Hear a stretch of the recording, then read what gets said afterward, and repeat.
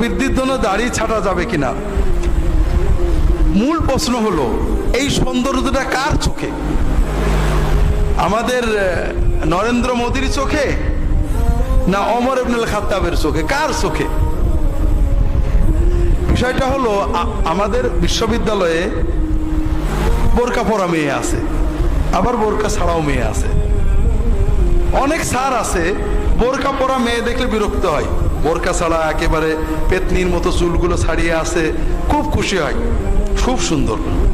আবার কোন কোন স্যার আছে ওদেরকে দেখলে পেতনি পেতনি মনে হয়, কার ভিতরে কি করে যে থাকে কি করে, বোরকা পরা মেয়ে দেখলে খুব ভালো মনে হয়, সুন্দর মনে হয়। এখন চোখটারও তো ব্যাপার আছে, দাড়ি যে ছোট হলে সুন্দর দেখায় এ তো শয়তানের চোখ। মুসলমানের চোখে তো দাড়ি যত নবীর মতো হবে, বড় হবে, নবীজির দাড়ি বড় ছিল, সুন্দর লাগা উচিত। এটা হলো প্রথম কথা। কাজে চোখ পাল্টান, চোখের চিকিৎসা